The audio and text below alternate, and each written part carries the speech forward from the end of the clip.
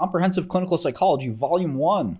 Volume 1 is Foundations, Hippocrates meets Democritus. All right, psychology is the science of human behavior. The field of clinical psychology draws on the basic research data from psychology and several related areas of science in order to promote health and effective coping with life events. Clinical psychology is the most popular area of specialization within psychology. In 1995, nearly 44% of the APA identified their major area of interest as clinical or child clinical psychology. An additional 10% identified their major interest as the closely related area of counseling psychology. This strong interest in clinical psychology no doubt stems from the fact that training in this area provides one with a broad and generic background that may lead to a variety of options. The majority of clinical psychologists find employment providing mental health care. This involves diagnostic assessment, psychotherapy, and related tasks in a wide variety of settings. Private practice, outpatient clinics, hospital, school, and industry, to name a few. Clinical psychologists may be found in a wide selection of other career options. A significant number of CPs devote virtually all of their time to research. These CPs may work in a research center or university. Their research may be funded from federal government agencies, private industry, or foundation or industry. Many CPs are employed as teachers. They serve as faculty in major research unis and as well in teaching unis and med schools. They teach basic psychology courses as well as service courses for other departments and professional courses for students preparing for a career in CP. CPs are generally employed in departments of psychology. However, there are others that are often found in other departments such as business education and biology, to name but a few. Because of their skills in understanding and working with people, CPs are often selected for positions of management and leadership in many organizations. This is true whether or not the organization's mission is related to psychology per se. Thus, many CPs are administrators, consultants, liaisons, representatives, and program developers in a wide variety of settings. Since training in CP provides the necessary background for making contributions in so many ways, most CPs combine more than one role as they pursue their career. For example, a typical CP might have his or her primary employment providing mental health care, but might also be involved in research and be a member of the adjunct faculty of a nearby uni. Likewise, a CP whose primary employment is in academic setting involving teaching and research might also have a small private practice providing mental health care and might serve as a consultant to various other agencies and organizations. By virtue of their training, CPs are able to make several unique contributions in the field of mental health that other professionals in this area are unable to provide. First, it's their scientific approach and research skills. Traditionally, CPs have been trained in academic departments of psychology and have received a PhD degree, which is a standard degree for scientists and scholars. They have also been generally trained in what is known as the scientist professional model. This model developed very early in the history of the field and is based on the concept that a CP should be a well-trained scientist who applies scientific knowledge as a professional. As a result, CPs are given extensive training in the philosophy of science, scientific methods, statistics, and research design. Even though recent years have seen the development of the freestanding professional schools of clinical psychology and professional degrees such as the PsyD, Doctor of Psychology, most CP training programs, including the programs in professional schools and the PsyD programs, continued the tradition of scientific orientation. In most clinical settings, CPs are distinguished by their scientific skepticism about clinical practices, which are not based on research data, and by their interest in conducting careful clinical research on issues related to their professional practice. That's a good thing. A second unique contribution of the clinical psychologist is expertise in psychological testing and assessment. The interest of psychologists in research naturally fostered development of procedures for measuring human behavior, since quantification is a basic necessity for scientific investigation. When psychologists began to apply their knowledge to the clinical arena, their initial point of entry was their ability to provide reliable and valid information about patients based on psychological tests. Appropriate use and interpretation of psychological testing requires sophistication in measurement theory and statistical prediction. Clinical psychologists received this as part of their training. Third unique contribution of the clinical psychologist has to do with the extensive body of research into human behavior, personality, and the process of behavior change, which has been developed over 100 years. CP's familiarity with this literature enables him or her to approach clinical problems with a high level of sophistication with a wide range of options for effective intervention. Heavy emphasis on a scientific basis for clinical practice is appropriately the theme of Volume 1 in this series. This is a 10-volume series, by the way. In this volume, we will survey the foundations of CP, including basic data from psychological science, biological science, and social and behavioral science in related areas. The problem of emotional disturbance, that's some of you. I know who you are. And mental illness, that's some of you, non-overlapping. I know who you are. Has been with humans from the beginning. Yeah. And with animals, too. In this first chapter of this volume, Professor Ruth of Miami traces the history of mental problems and the professions that have tried to alleviate these problems. Also presents a brief history of research in psychopathology, citing major advances from the earliest times to the present. This excellent chapter provides a broad perspective understanding all the material in this volume as well as the other volumes.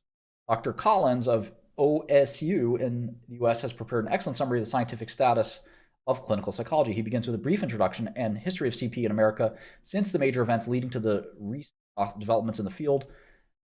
He then discusses the basis of CP in science and contrasts this with other approaches such as philosophy and art. The current scientific status of CP is in the major areas of assessment and treatment is summarized. This nicely leads to a discussion of training and clinical psychology, training in clinical psychology and the role of CP in healthcare. Dr. Collins concludes this chapter by emphasizing the scientific basis of clinical psychology. He foresees much more growth in the future, but believes that the current foundation provides excellent support for such growth and development.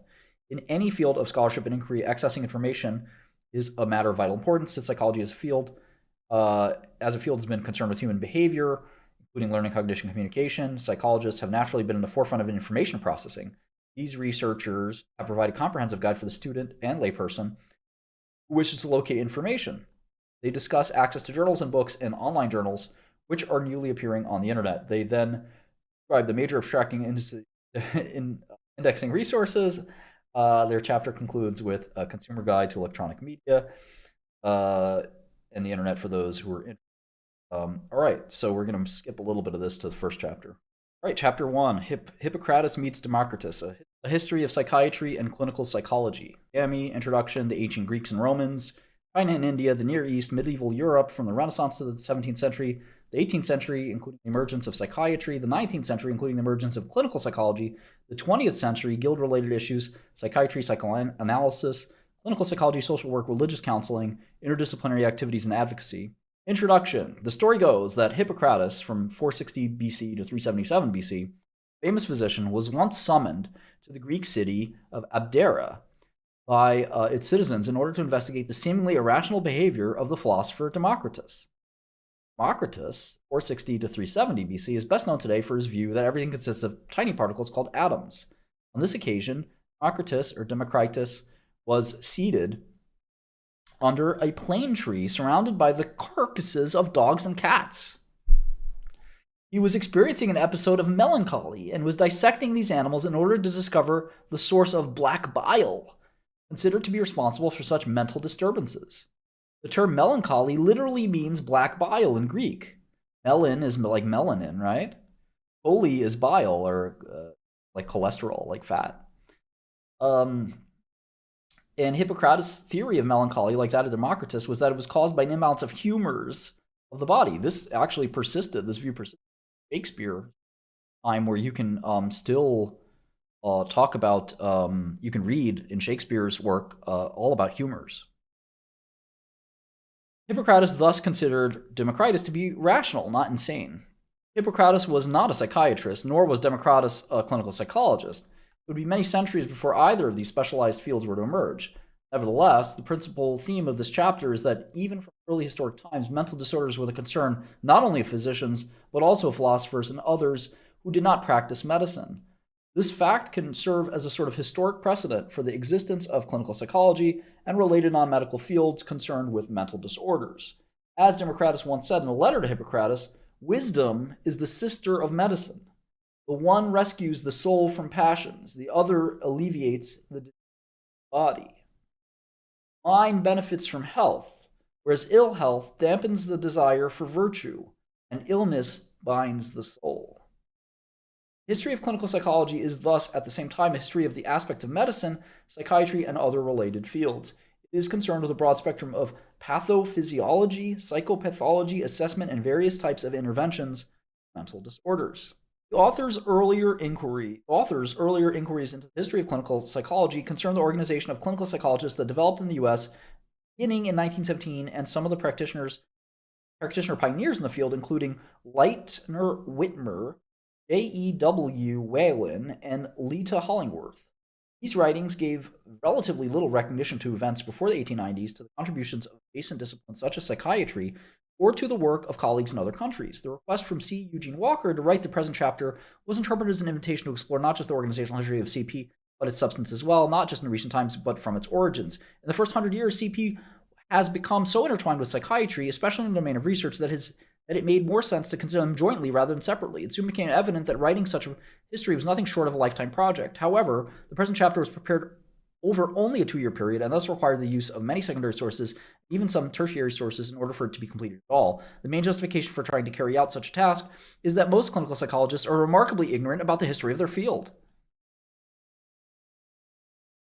The chapter begins with a brief history of ideas concerning mental illness in ancient, medieval, and early modern times. It then discusses the development of the specialty of psychiatry in the 18th century and of the clinical psychology about 100 years later. Finally, it describes the further development of two fields, considered as aspects of a larger whole during the 20th century, with a focus on developments in the areas of psychopathology, assessment, and treatment. Many histories of psychiatry and psychology have been written, beginning in the early 19th century.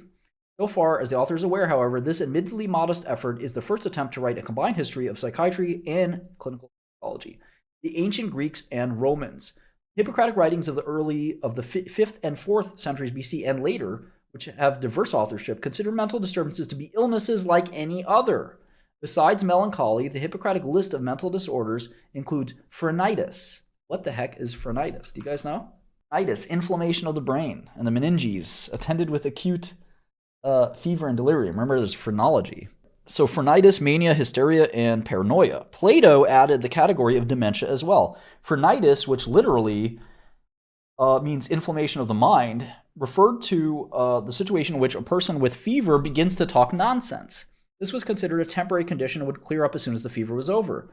Mania referred to a furious, acute mental disturbance in the absence of fever. Hysteria consisted of bodily complaints made by women, interpreted as being due to the wandering of the uterus. Paranoia described a condition in which the person suffered from abnormal thinking in the absence of a fever. Dementia referred to a deteriorating mental condition often seen in the elderly. Plato in the Republic describes in detail individual differences in learning ability. He was also aware of the existence of persons with congenital mental incompetence. The terminology of mental disorders often changes over time, as do concepts of psychopathology, although some of the phenomenon in these terms and concepts referred to may be timeless. It would be a mistake to identify the above concepts of the Greeks with those we use today, even when they are called by the same names. Hippocratic medicine emphasized the importance of proper diet, exercise, and moderation in all things. It considered most illnesses to result from an imbalance of the 4 humors. Again, this persisted throughout even Shakespeare's time in the 1600s. Blood, black bile, yellow bile, and of course phlegm, my favorite. Given this theory, one reasonable type of treatment tried to reduce the excessive amounts of a particular humor by bleeding the patient. This was bloodletting, or leeches, in fact. Leeches were used even just a couple of 100 years ago. Some parts of the world still used. Bleeding the patient using emetics to create vomit, or purgatives, or induced sweating. Different schools of thought resembling some present controversies in the philosophy of science were already present among Hippocratic physicians, as the following quotation makes clear. 2 main sects had formed amongst his followers. For the so-called dogmatists or logicians, Hippocrates was the founder of scientific medicine based on natural philosophy, anatomy, and physiology. In short, on hidden causes, as their opponents, the empiricists, contended. In the opinion of the latter, nature could not be fathomed. Hence, speculation about these hidden causes, which included elements, humors, and pneuma, was useless. They held that medicine had to make do with the knowledge of obvious causes, such as hunger, cold, and sleep. The empiricists thought of Hippocrates as himself as empiricist, their great clinical teacher of the past. The most famous successor of Hippocrates was born in Greece, but taught and practiced in Alexandria and Rome. He was an early scientist practitioner in that he was an expert in anatomy as well as medicine. He carried out some of the first physiological experiments. For example, he demonstrated that one could eliminate a pig's squeal by sectioning off a particular nerve. Some of the mistakes in Galen's writings on anatomy resulted from the dissection of apes rather than human cadavers. Human dissection was not allowed at the time.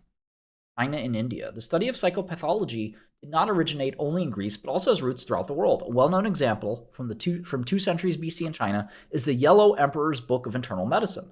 This book interprets disease. According to this author, this included the kind we would consider to be a mental illness, as resulting from an improper balances of the powers of yin and yang. There are These are considered to be caused by the moral transgressions of Tao, or the way. Traditional Chinese medicine, often called 𝗘𝘀𝗀𝗃𝗃 by some, as described in this book, includes an elaborate description of procedures such as acupuncture, still in use in China and elsewhere today. According to those precepts, the person who lives properly has every reason to expect to live to age 100 in vigorous good health. It is proverbial that mental illness is rarely diagnosed in China, perhaps in part because it would involve public loss of face. Also, children feel obliged to honor their parents and to care for them, even if senile dementia has made them burdensome and foolish. The identified prevalence of mental illness is also low among the various Chinese, among the overseas Chinese. 𝗣𝘂𝗀𝗃𝗃 noted that while yin and yang are implicated in the scholarly account of mental illness in China, the popular view is different. Uneducated people interpret disturbed behavior as being the result of supernatural causes, such as spirits entering into the body of the sufferer. Exorcism is thus a common treatment. Hey! An important non-medical source of the assessment component of present-day clinical psychology and psychiatry is the tradition of formal mental tests established in China. Public examinations served for almost 1,000 years as the principal way of recruiting and selecting Mandarin civil servants. Hence the word Mandarin outside of in the vocabulary sense. In China, this system was abolished by the Empress Dowager only in 1905, which oddly enough was just when psychology's involvement in psychometrics was beginning. In India, at least according to this guy's admittedly dated account, many persons receive medical care, whether for physical or mental health, only from indigenous practitioners. Some of these doctors follow the principles of the Ayurveda, the science of longevity, as described by Brahmin texts dating back 3,500 years. Others follow the Unani, or Greek school, as filtered through Arabian or Persian cultures. Let's talk about the Near East. Judaism, Christianity, and Islam have been competing religious and cultural forces for millennia in the Near East and elsewhere, as they continue to be. All of them have their own methods for treating illness, be it physical or mental. Consider, for example, Jesus' restoration of the sight of a man missing an eye and raising Lazarus from the dead. As Temkin points out, secular medicine did not pretend to perform such feats. In Greece, Christianity eventually superseded the Asclepian religious approach to healing. This involved visiting the temples of Asclepius, consulting the priests, and perhaps sleeping there overnight. However, these religions each managed to coexist relatively peacefully with Hippocratic medicine and its descendants right up to the conquest of Alexandria, the center of Hellenistic medicine, in AD 642. After that event, Islamic physicians assimilated the medical teachings of the Greeks and made their own independent contributions to the field. The most famous of the Islamic physicians was Avicenna, whose Arabic name was Ali al-Husayn ibn Sina. Magner cites some of the work of Avicenna as an early example of psychotherapy. One challenging case involved a young man who suffered from melancholy and the delusion that he was a cow. The man mooed loudly, refused to eat, and begged to be killed and made into stew. Get right in on Twitch. The patient cheered up immediately when Avicenna sent word that the butcher would come to slaughter him. Hey!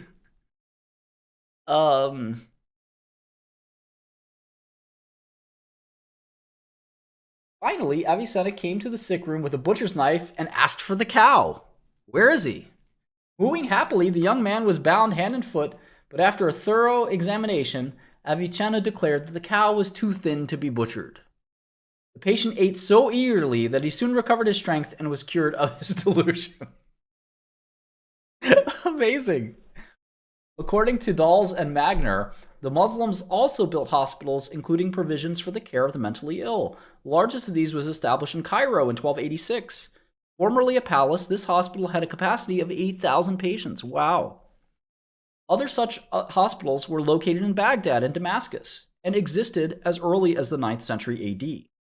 Treatments for mental patients included baths, massages, bloodletting, leeches, cautery, medication with purgatives, emetics, sedatives, and opium. There was also concern for the patient's diet, opportunities to participate in pleasant conversation, and diversions such as music, dance, and drama.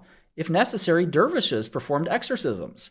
Some violent patients were in chains, and whips were used on occasion. The condition, as this researcher says, the village idiot, the court jester, and the wise fool were tolerated forms of possible derangement. The archetypical wise fool in Islamic literature was Bulal, entertaining and harmless critic of social conditions and mores.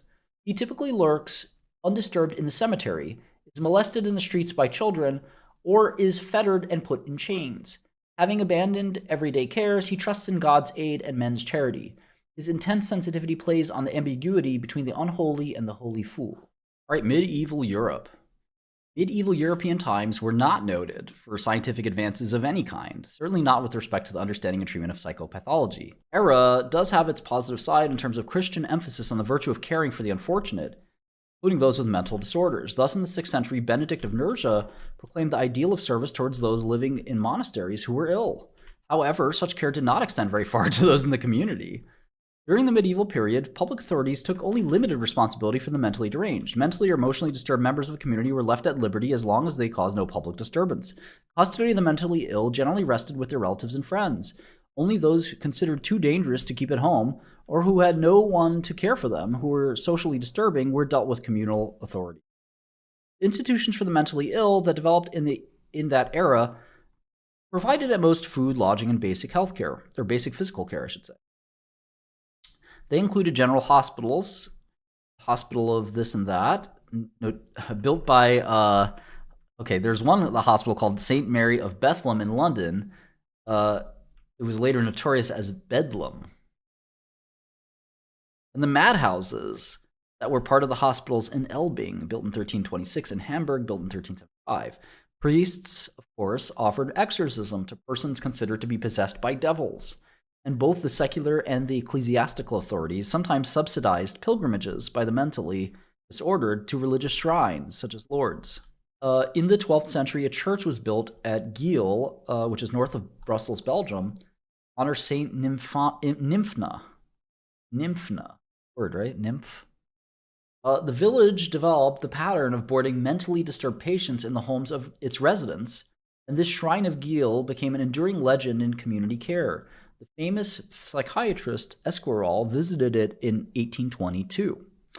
One high point in medieval and Renaissance thought concerning mental disturbance is the psychological or philosophical writings of the Portuguese king Duarte, known as Loyal Counselor.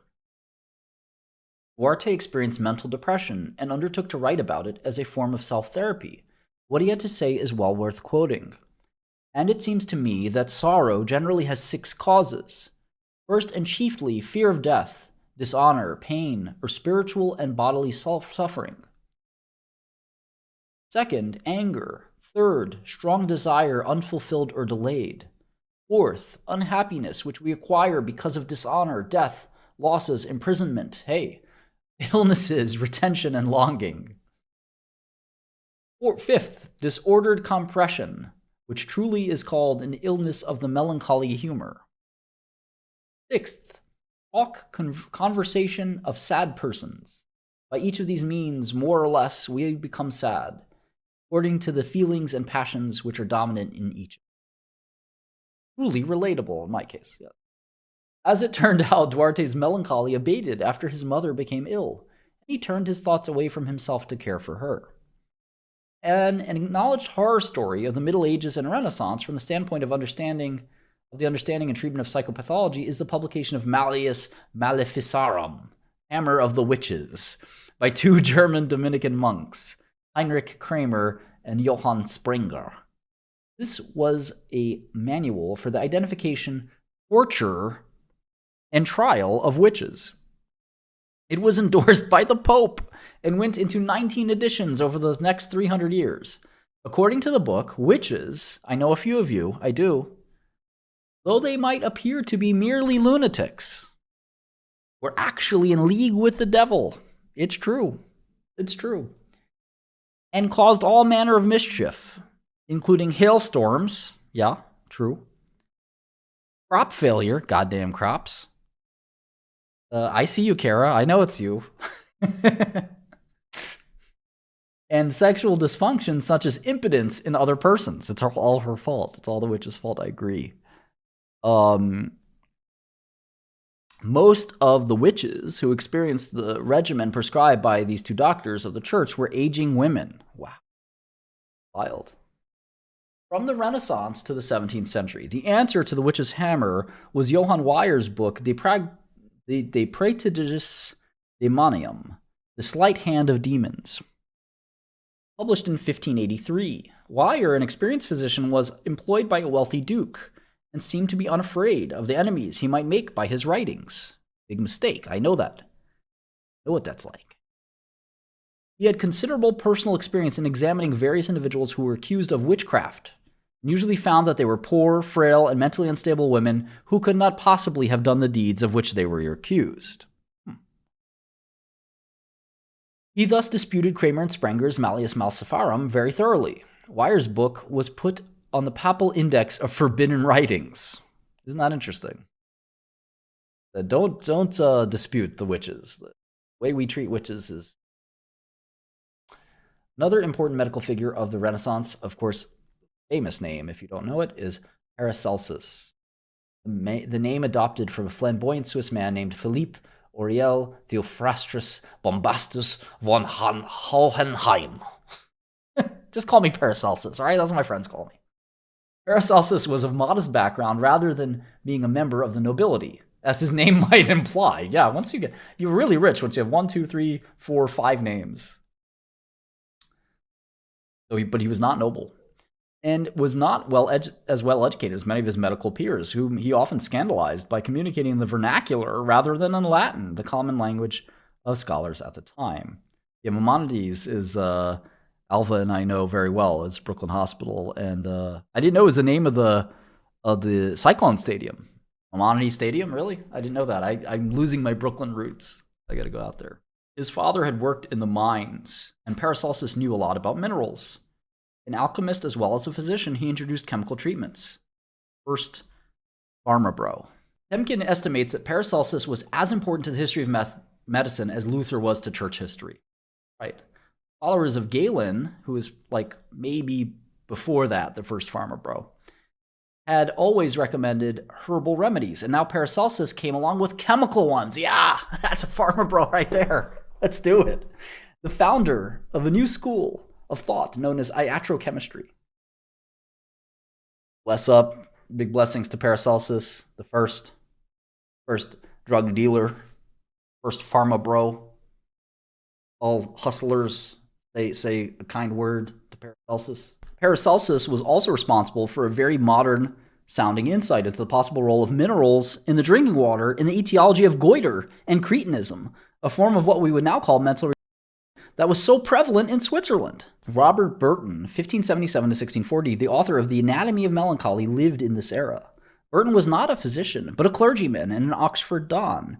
He was in a state of melancholy himself when he wrote this huge universal compendium of ancient knowledge, partly as a way of distracting himself. Burton referred to himself as Democritus Jr., thereby alluding to the pre-Socratic philosopher mentioned earlier. Burton evidently did not know of King Duarte's writings, but there are interesting parallels in the lives and thinking of Democritus, Duarte, and Burton. Clinical psychologists might do well to consider all of them as mentors. The physician Sydenham, 1624 to 1689, wrote a treatise on psychological disorders that has been described as the most important one of the 17th century. Sydenham reportedly considered psychological disorders to be as common as physical ones. True. He was also something of a legend as a therapist, as the following incident reveals. In dealing with a patient who stubbornly refused to get well, Sydenham suggested a consultation with the wonder-working Dr. Robinson at Inverness. The patient made a long trip on horseback, only to find that there was no such doctor. But as Sydenham expected, anticipation, exercise, and anger affected a cure. Oh, you got to see my friend Doctor Deez.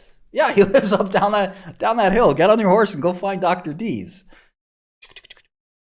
2 days later, a guy comes back. There is no Dr. Deez. Deez nuts! That's when you get the horn, you know, the Ricola horn, the Swiss horn. Deez nuts! All right, Foucault's account of the classical age asserts that the 17th century was an age of increased confinement. Foucault was a philosopher who wrote a lot about confinement. I read about him, incidentally, in prison. Involving not only the mad, but also criminals, the poor, and the indigent ill all over Europe. On a more positive note, Foucault credits Thomas Willis with being the first to make the observation that melancholy and mania tended to alternate in the same individuals. Willis wrote about this in 1681. Finally, some mention should be made of a late 17th century philosopher, John Locke, and of his influential book, An Essay Concerning Human Understanding. If you guys don't know about John Locke and his history, I highly recommend you read about John Locke, who is maybe one of the most famous thinkers of all time. He wrote a lot about a lot of things, but probably one thing I do want you guys to look at is his sort of government and things like that. But he also was one of the first people to talk about abstract thought, a treatise or an essay concerning human understanding. Locke is well known to psychologists as one of the British empiricists and as an associationist. In this book, Locke argued that the mind is a blank slate at birth, that its contents are acquired through sensory experiences and by reflection upon these. Blank slate theory, tabula rasa. One assertion of his that was influential regarding mental disorders was that whereas idiots are incapable of associating ideas, madmen associate ideas incorrectly. Probably true, right? All right, let's talk about the 18th century, including the emergence of psychiatry. At the beginning of the 18th century, Edinburgh was a major intellectual center. It was associated with the Scottish Enlightenment and with common sense philosophy and psychology. The University of Edinburgh was also a center of medical education, with its influence reaching across the Atlantic and into France. Vienna was also respected as a center of medical thought, as was Montpellier in France, but the German states were in a rather backward condition, perhaps due to the effect of the 30 Years' War. At the time, the dominant figure in Scottish medicine was perhaps William Cullen, who founded a school of neuropathology. The modern sense of this word is somewhat misleading. It does not adequately convey the fact that Cullen was trying to represent the brain and the nervous system as the master influence on the health of the body, as an alternative to humoralism, still lingering from the ancient days of Hippocrates. Cullen's major work was a book, First Principles of the Practice of Physic, published in 1776 to 1784. Naturally, the neuropathology approach had a lot to say about mental disorders. This was also the time when the tradition of mad doctors emerged more fully in British Isles. First of these had been John Archer, who already in the 17th century became the proprietor of a private madhouse. The most eminent mad doctor of the 18th century was a man with the interesting name of William Batty. Yes, he cared for everyone who went batty. Who published a treatise on madness in 1758. According to Porter, Batty's book contained the key ideas of moral therapy and subsequently practiced by William Tuke. The number of private madhouses increased greatly during the late 18th and early 19th centuries. Before the advent of moral therapy, many of their proprietors used fear and restraint, including chains, to deal with the inmates. According to Bynum, the first act aimed at licensing private madhouses was passed in Britain in 1774. The law did not require the proprietors to be medically qualified, but did require a medical certificate for a patient to be admitted. Amazing. Notably, 30 years earlier than this, the prevailing law had implied madness to be a condition that anyone could recognize and that any magistrate could formalize. Legal recognition of special knowledge about madness is part of what confirms the emergence of what we now call psychiatry during the 18th century in Britain. As this researcher noted, the title doctor, when used for the proprietor of a madhouse, could refer to a university-trained physician, a surgeon, an apothecary, or simply a quack.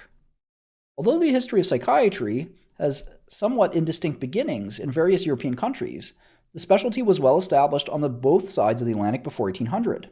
As Porter says concerning England, around 1700, the top practitioners for the disturbed were all-around physicians. Within a century, they were specialists. Mad doctoring came of age on the day in 1788, December 5th, in fact, when the failure of the king's physicians in ordinary to master George III's delirium was acknowledged by the summons to the specialist, if very much despised mad doctor Francis Willis.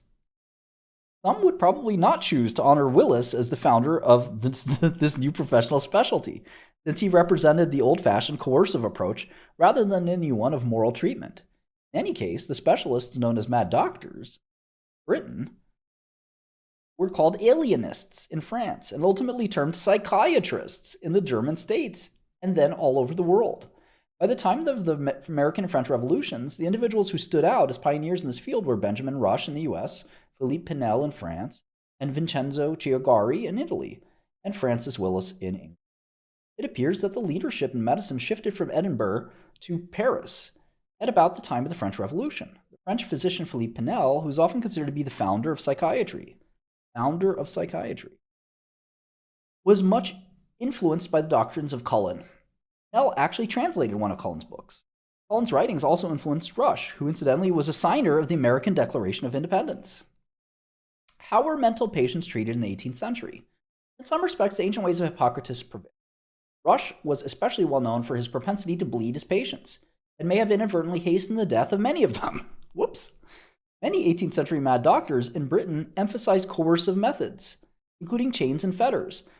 What's important here is, just to take a pause for a real quick second, is that the treatments and the ideas that we have today, we will look back on 100 years from now or 200 years now and say the same thing. We might say, oh my gosh, they gave antidepressants. Didn't they know that that wouldn't help? Oh my gosh, they gave ketamine or ECT or whatever the case may be, and they thought they were helping because there were empirical benefits, but they were actually hurting.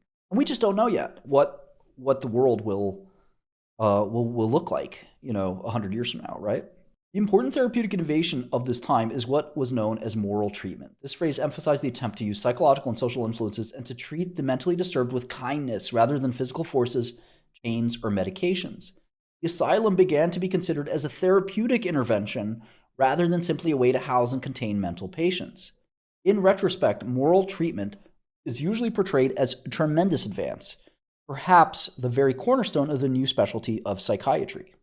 Indeed, it was obvious from the first that many patients did not require restraint at all, and often responded well to kindness and understanding. Who deserves the most credit for the development of moral treatment is unclear. Pinel became the focus of a legend, not only as a founder of psychiatry, but also as the one who was the first to remove the chains from his patients in Paris. What a nice guy. Actually, the evidence is that he was not the first to do so, but served an apprenticeship to Poussin in this respect. Another contender for the credit of the founding moral treatment was 𝗘𝘀𝘀𝗀𝗃, who was not a physician, but a Quaker tea merchant. 𝗘𝘀𝘀𝗀𝗃 founded the York Retreat in 1796 as a way of providing a gentler approach than that offered by other available institutions. 𝗘𝘀𝘀𝗀𝗃's work was influential and copied, for example, by the founding of the Hartford Retreat in the US. Finally, one must mention 𝗘𝘀𝘀𝗀𝗃, who was once opposed to restraints and harsh measures, who opposed restraints and harsh measures.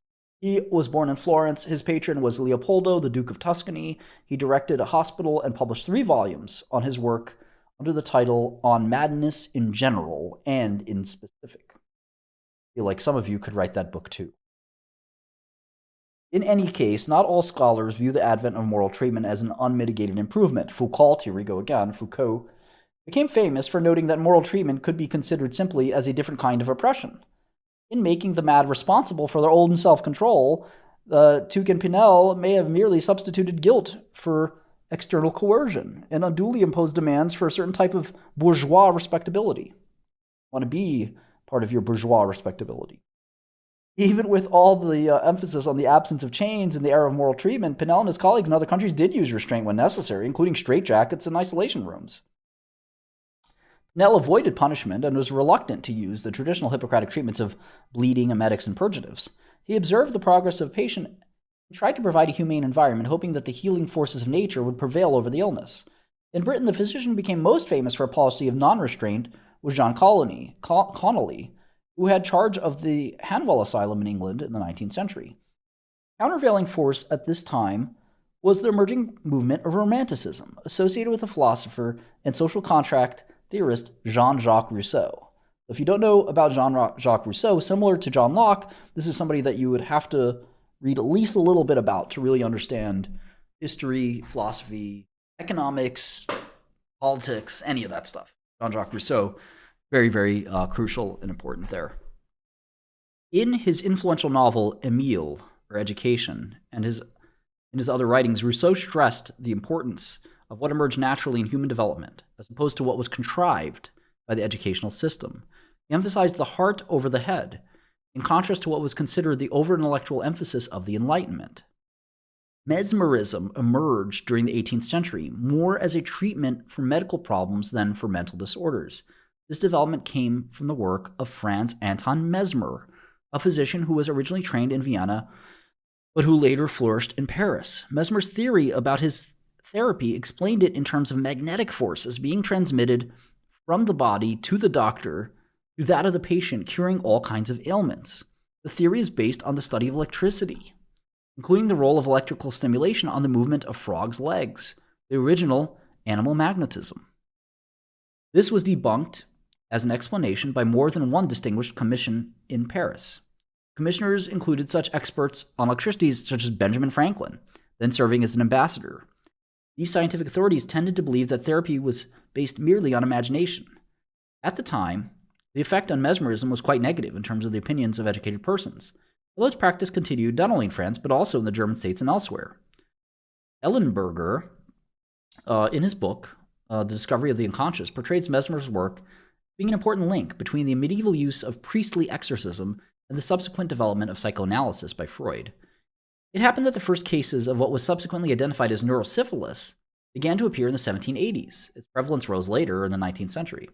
This disease, which is known to have a latent phase lasting 10 to 15 years from the initial infection, was manifested in the form of the general paralysis of the insane, or paresis. GPI, general paralysis of the insane. Neurosyphilis included dementia paralytica, progressive paralyses, terminal convulsions, and death. Its early symptoms could include mania and locomotor ataxia, tabes dorsalis. Paresis most commonly affected middle-aged men. Towards the end of the 18th century, there were important new developments in the treatment of congenital mental handicaps. One innovator was Jacobo Rodriguez Pierre, or Pereira, as his name is sometimes spelled, living in France at the time, developed methods for teaching the deaf to speak.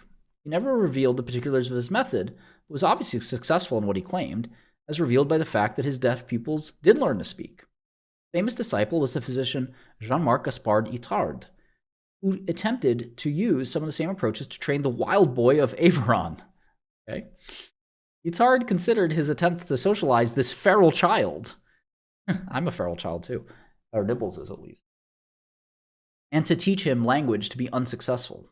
But in retrospect, they have proven to be a model for educators working with children with mental retardation or autism. Itard's work was thus influential in the development of fields as diverse as otolaryngology, child psychiatry, special education, and clinical psychology. As noted by Shorter, in the late 18th century, patients with minus nervous complaints tended to seek out treatment at spas. Thus, there grew up a cadre of spa doctors to care for them. In addition to bathing in or drinking natural mineral waters, such patients might also be subjected to actual hydrotherapy, special diets, or to mild shocks from some special electrical apparatus. One can see in the practice of such physicians much of what was more likely to be identified as clinical neurology for many of the years in the following century. Right.